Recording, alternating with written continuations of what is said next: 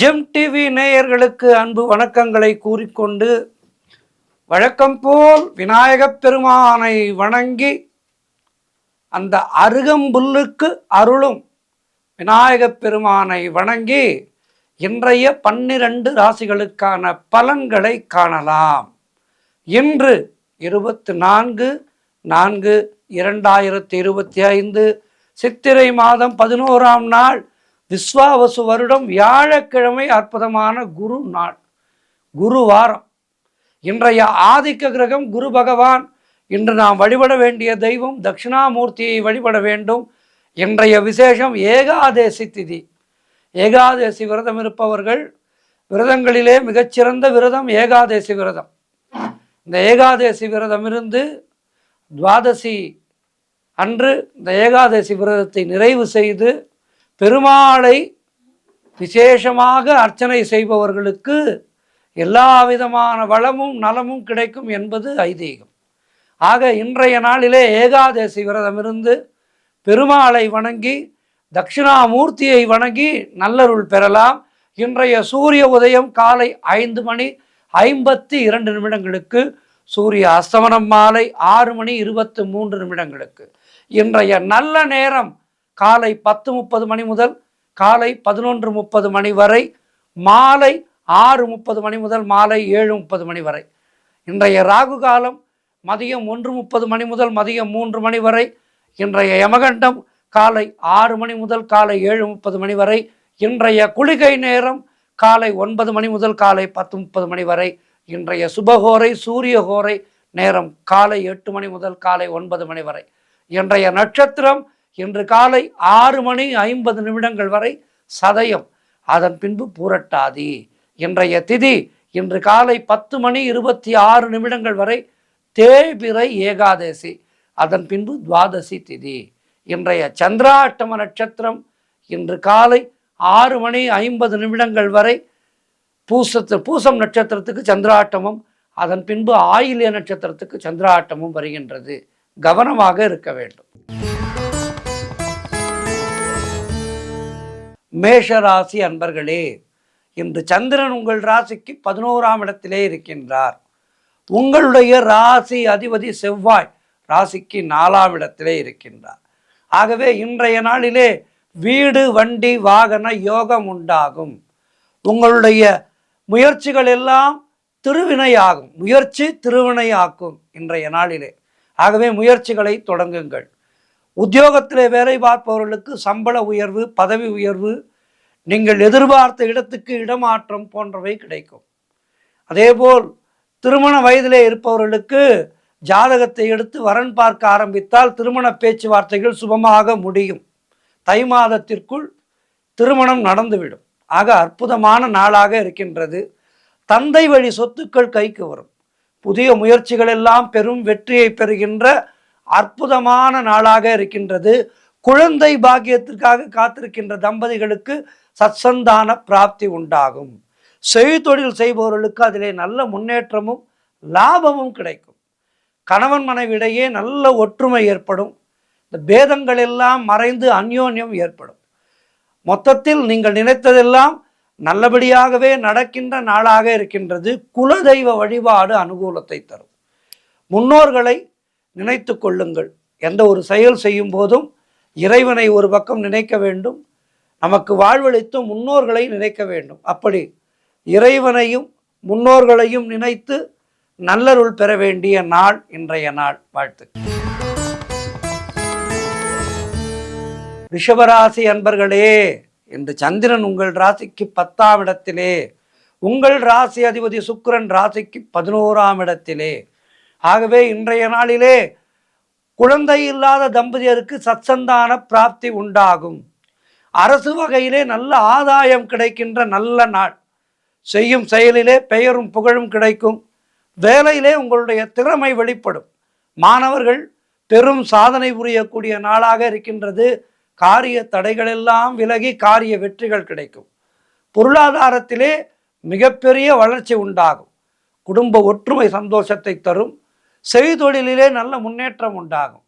உழைப்புக்கு ஏற்ற ஊதியம் கிடைக்கின்ற நாள். கடன் பிரச்சனைகள் முற்றிலுமாக தீரும்.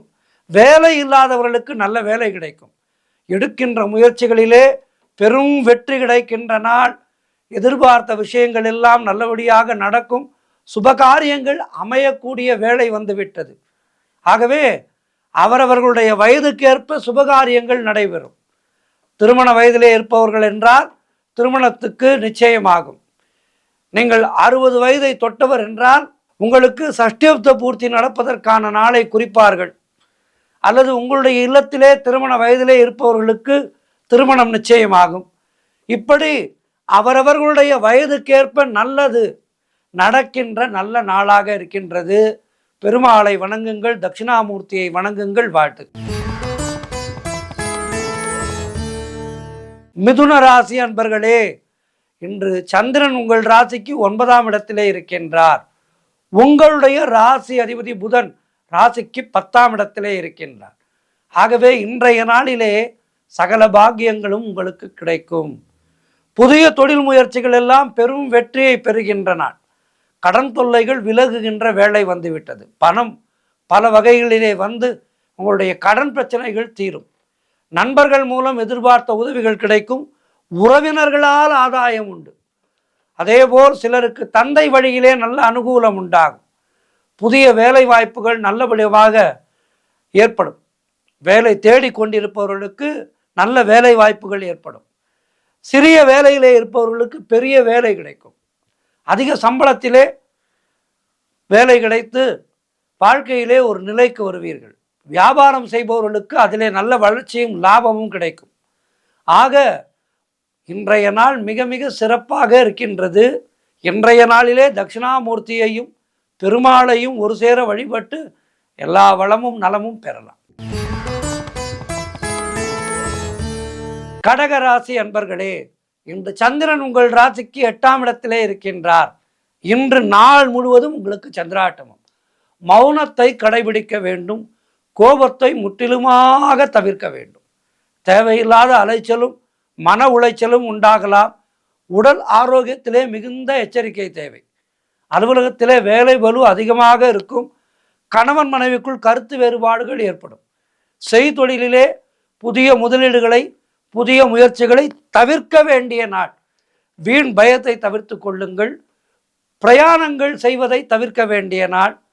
பிரயாணங்கள் செய்துதான் தீர வேண்டும். முக்கியமான வேலை என்றால் விநாயகப் பெருமானுக்கு ஒரு அருகம்புல் மாலை சாற்றி நெய் தீபம் ஏற்றி வைத்துவிட்டு பிரயாணத்தை தொடங்குங்கள். அதேபோல் சிலருக்கு பணிச்சுமை அதிகமாக இருக்கும்.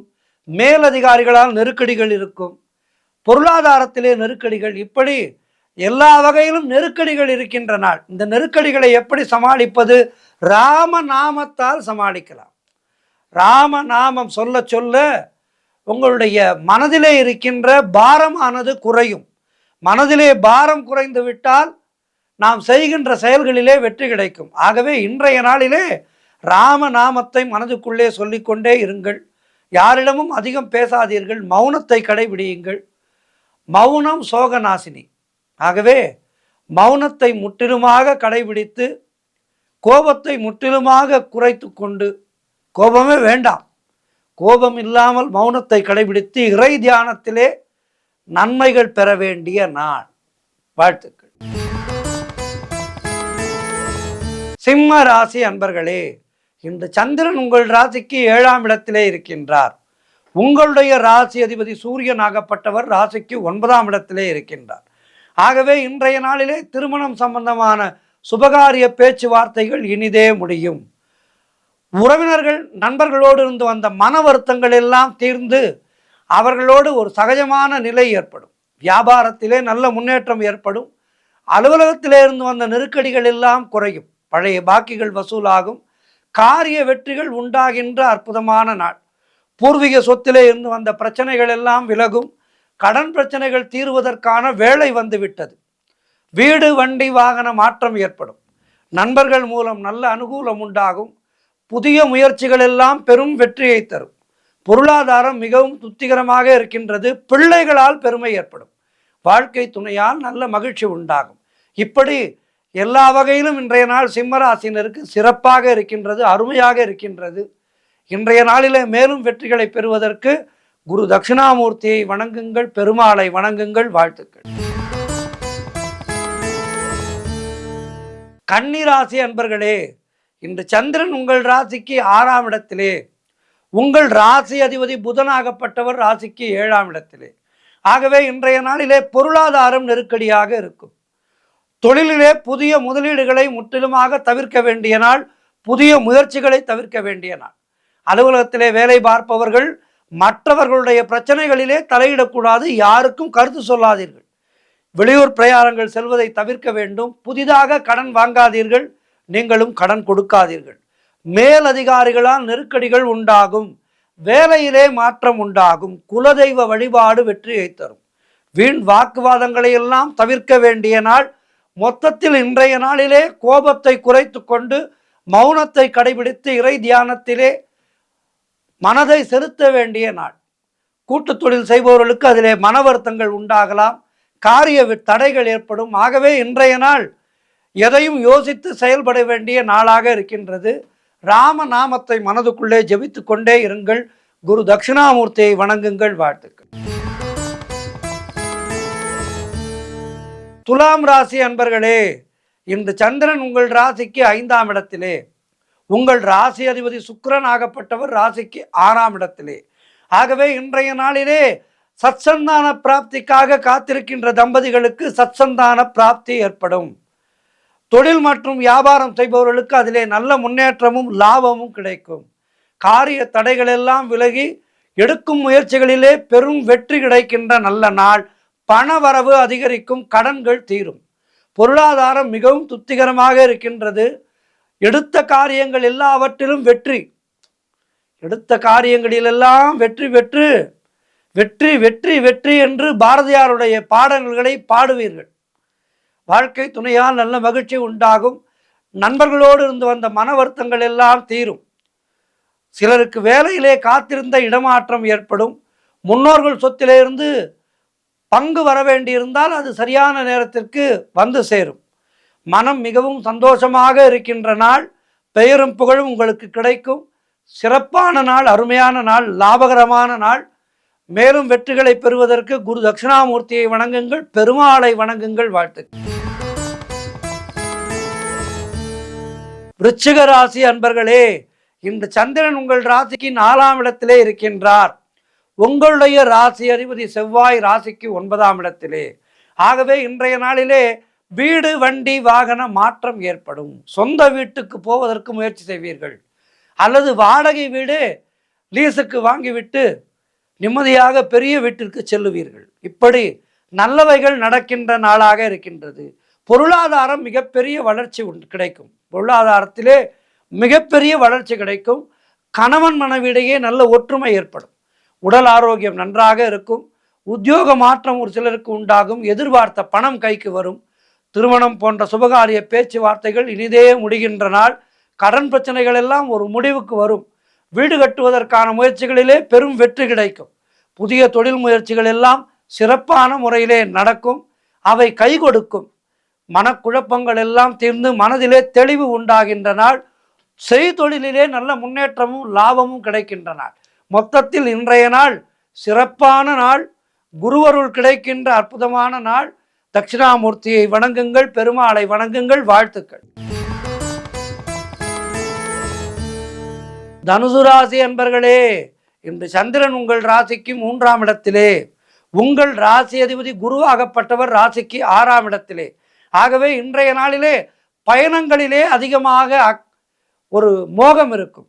பயணங்கள் அதிகமாக மேற்கொள்வீர்கள். இங்கு போகலாமா, அங்கு போகலாமா, இந்த சம்மரை எங்கு கொண்டாடலாம், சுவிட்சர்லாந்து போகலாமா, துபாய் போகலாமா என்று யோசனை செய்து கொண்டே இருப்பீர்கள். பயணங்கள் அதிகமாக மேற்கொள்ள இருக்கின்ற நாள். பயணங்களுக்கான முயற்சிகளை செய்கின்ற நாளாக இருக்கின்றது.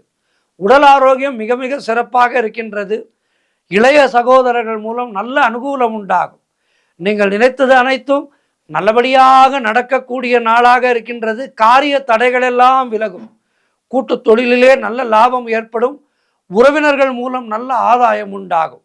உத்தியோக உயர்வு, பதவி உயர்வு, இடமாற்றம் போன்றவை உங்கள் எண்ணத்தில் ஒரு சந்தோஷத்தை ஏற்படுத்தும். மனதிலே சந்தோஷத்தை ஏற்படுத்தும்.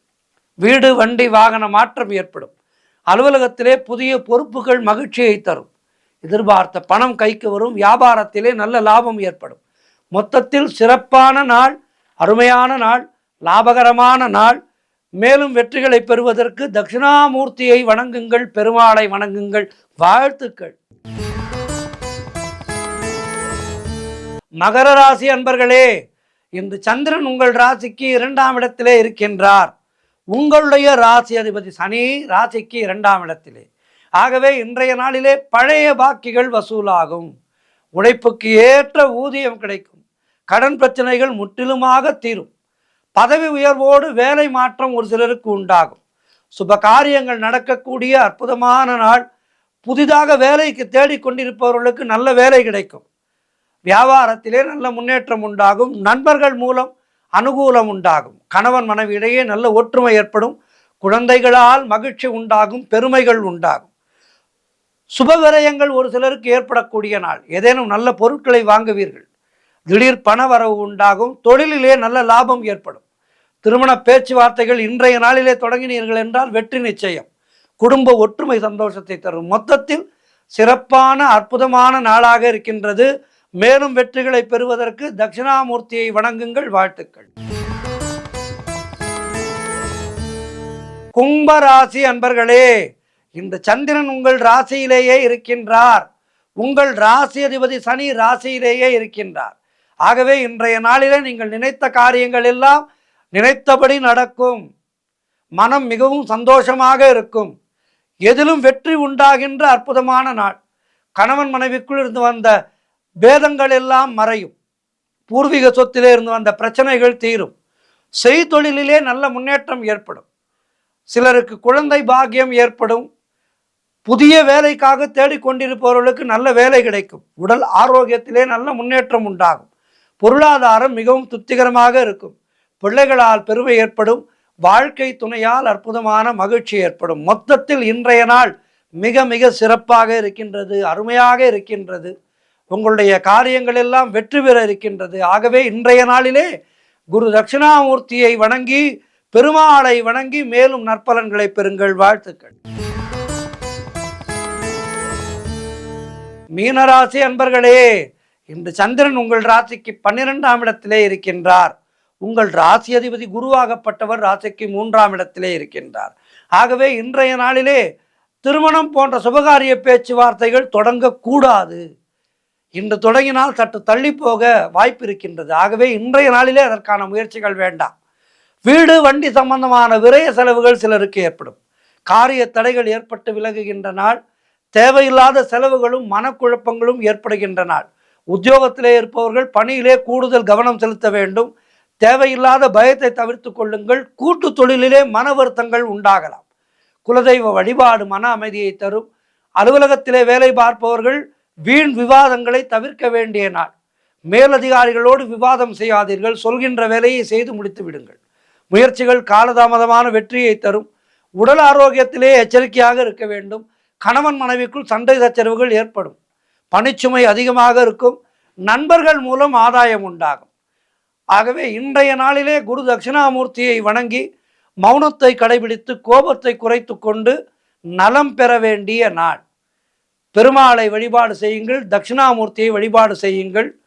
நேற்று ஏகாதசி விரதம் துவங்கி இன்று துவாதசியிலே ஏகாதசி விரதத்தை முடிக்கின்ற பக்தர்கள் எல்லோரும் இன்றைய நாளிலே இந்த ஏகாதசி விரதத்தை முடித்து பெருமாளுடைய அனுகிரகத்தை பெறலாம். இன்றைய நாள் 12 ராசிகளுக்கும் ஏற்றமாக இருக்க பிரார்த்தித்துக் கொள்கின்றேன். அருமையான நாளாக இருக்க பிரார்த்தித்துக் கொள்கின்றேன். குரு தட்சிணாமூர்த்தியை அனைவரும் வழிபடுவோம். நன்றி, வணக்கம். இன்றைய ஆன்மீக தகவல், அதாவது வறுமை நிறைய இருப்பவர்கள், யாருக்குமே வறுமை இருக்கக்கூடாது. அப்படி வறுமை இருக்கின்றவர்கள் இந்த வறுமையிலிருந்து தங்களை காத்து கொள்வதற்கு முருகப்பெருமானை கெட்டியாக பிடித்து கொண்டார். முருகப்பெருமானை அனுதினமும் வணங்க, முருகப்பெருமானுடைய மந்திரத்தை அனுதினமும் சொல்லிக் கொண்டிருக்க, முருகப்பெருமான் திருக்கோவிலுக்கு செல்ல வறுமை நிச்சயமாக நீங்கும் என்பது ஐதீகம். காரணம், கந்த கடவுள் கருணை கடவுள். வாரியார் சுவாமிகள் அவர்கள் தன்னுடைய சொற்பொழிவை துவங்கும் போது வயலூர் எம்பெருமான் முருகனுடைய கருணையினாலே, அதுவும் தனிப்பெரும் கருணையினாலே என்று சொல்வார். முருகனுக்கு அவனுக்கு தனிப்பெரும் கருணையா, மற்ற தெய்வங்களிலிருந்து வித்தியாசமாக வாரியார் சுவாமிகள் முருகப்பெருமானை கொண்டாடினார். தனிப்பெரும் கருணையினாலே இந்த விஷயத்தை பற்றி பேசுகின்றேன் என்று சொல்வார். ஆக இந்த முருகப்பெருமானுடைய கருணையானது வல்வினைகளை எல்லாம் தீர்க்கக்கூடிய கருணை முகம். அந்த 6 முகத்துக்கு இணை எதுவுமே இல்லை.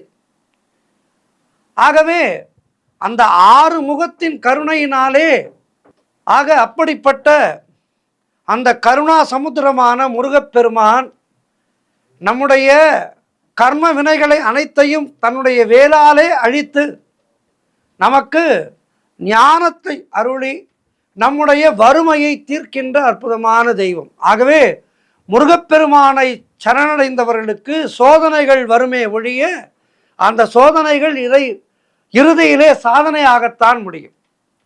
வெற்றிவேல் இருக்க பயம் இல்லை. ஆக அப்படிப்பட்ட கருணை மிகுந்த அந்த முருகப்பெருமான் வறுமையை தீர்க்கின்ற அற்புதமான தெய்வம். இதை எதற்காக சொல்கின்றேன் என்றால், வறுமையிலே வாடிய ஒரு முருகன் அடியார், அவருக்கு முருகப்பெருமான் அனுகிரகம் செய்த ஒரு கதையைத்தான் இன்றைய நாளிலே நாம் பார்க்க இருக்கின்றோம்.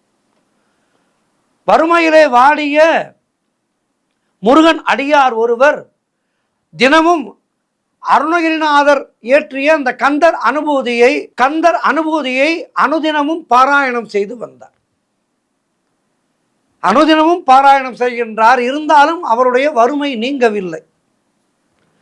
நமக்கு இன்னும் முருகப்பெருமான் அருளவில்லையே, நம்முடைய வறுமை நீங்கி ஒவ்வொரு காசுக்கும் அடுத்தவரிடம் கை நீட்டுகின்ற அவலம் இருக்கின்றதே, இந்த அவலம் என்று மாறும்?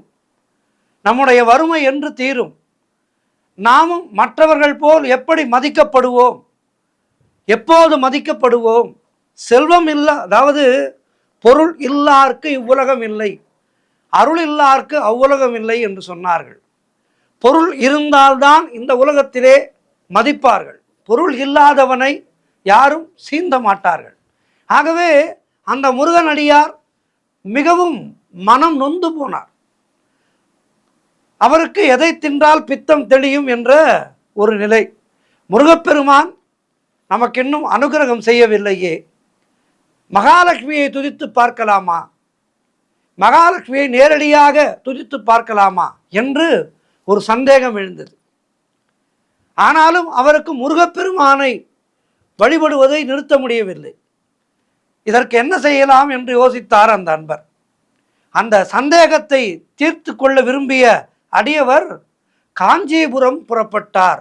நகரேஷு காஞ்சி என்று சொல்வார்கள். காஞ்சிபுரத்திலே அந்த காமகோடி மடத்திலே வீற்றிருந்த பரமாச்சாரிய சுவாமிகளை தரிசித்தார். பரமாச்சாரிய சுவாமிகளை தரிசித்து நெடுஞ்சான் கிடையாக அவருக்கு நமஸ்காரம் செய்துவிட்டு, சுவாமி, எனக்கு இப்போதைய முதல் தேவை பணம்தான். கடன் சுமையால் நான் மிகவும் வருந்துகின்றேன். வட்டி கட்ட முடியவில்லை. கந்தர் அனுபூதி அனுதினமும் பாராயணம் செய்கின்றேன். வறுமை போக்கும் என்று சொன்னார்கள். ஆனால் கந்தர் அனுபூதி எனக்கு கை கொடுக்கவில்லை என்று பரமாச்சாரிய சுவாமிகளிடம் அவர் அழுது புலம்பினார். எப்படிப்பட்ட பக்தருக்கும் அனுகிரகம் செய்பவர் பரமாச்சாரியார் சுவாமிகள். அவர் சிரித்துக்கொண்டே, ஏன் முருகன் உன்னை கைவிட்டு விட்டானோ என்று கேட்டார்.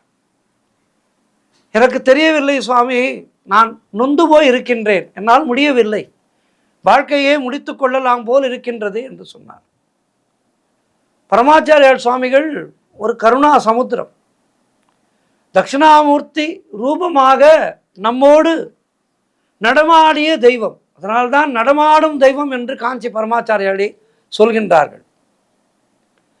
அந்த அன்பர் கேட்டார், லக்ஷ்மி கடாட்சம் பெறுவதற்கு ஏதேனும் ஸ்லோகம் இருந்தால் பரிந்துரை செய்யுங்கள் சுவாமி, நான் மிகுந்த வறுமையில் திண்டாடுகின்றேன் என்றார்.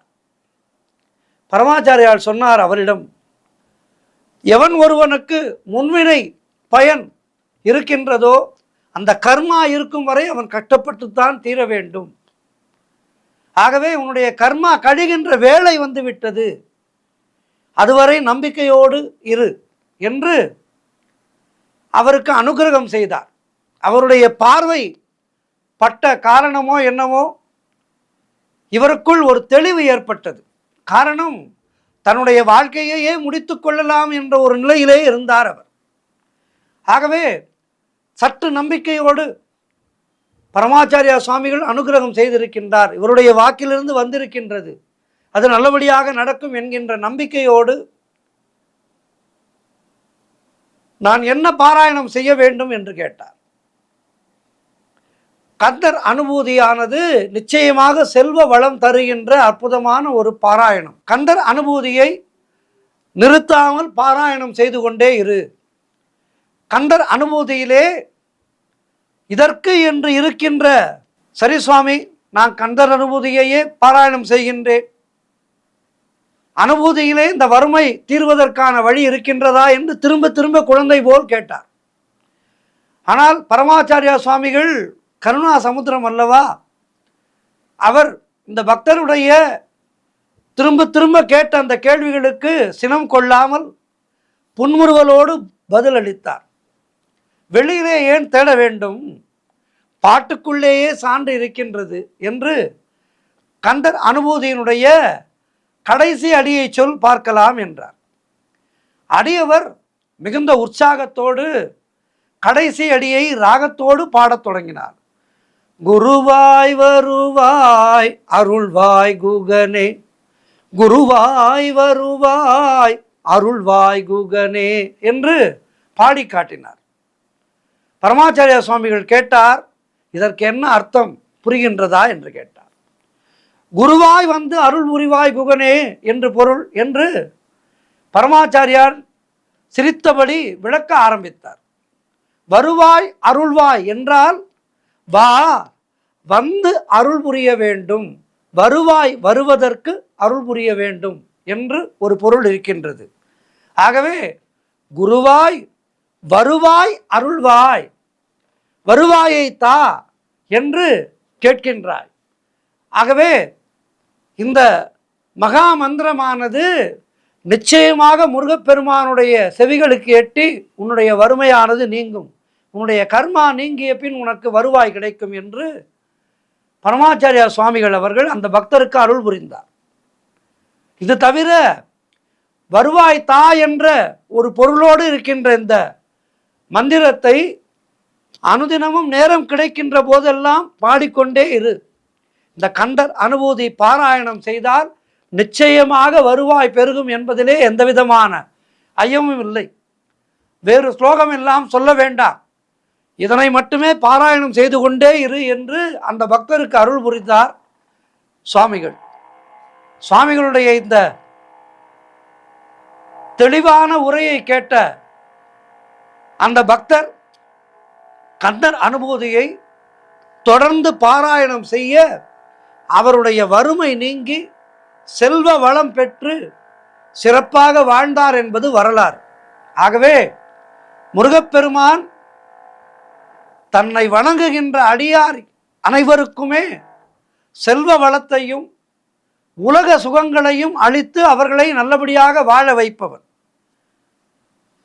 இந்த பக்தருக்கு இந்த கந்தர் அனுபூதி எப்படி உதவியதோ, குருமுகமாக வந்து பரமாச்சாரியா சுவாமிகளே அருளி அந்த பக்தர் பயன் பெற்றாரோ, அதுபோல நம் எல்லோருக்கும் முருகப்பெருமான் ஏதேனும் ஒரு குரு மூலமாக நம்முடைய வறுமை நீங்குவதற்கும் நம்முடைய இல்லங்களிலே சௌபாகியம் பெறுவதற்கும் நிச்சயமாக அருள் புரிவார். நம்பிக்கையோடு நாம் கந்தர் அனுபூதியை பாராயணம் செய்தால் நமக்கு எல்லா வளமும் கிடைக்கும், நலமும் கிடைக்கும் என்பது உண்மை. ஆகவே அசையாத நம்பிக்கையோடு கந்தர் அனுபூதியை பாராயணம் செய்வோம். அனைவரும் கடனில்லாத வாழ்வு பெற்று இந்த பிறவி கடனை நல்லபடியாக முடிப்போம். பிறவியில்லா பெருவாழ்வு பெறுவோம். முருகாசரணம், முருகாசரணம். குருவாய் வருவாய் அருள்வாய் குகனே. நன்றி, வணக்கம்.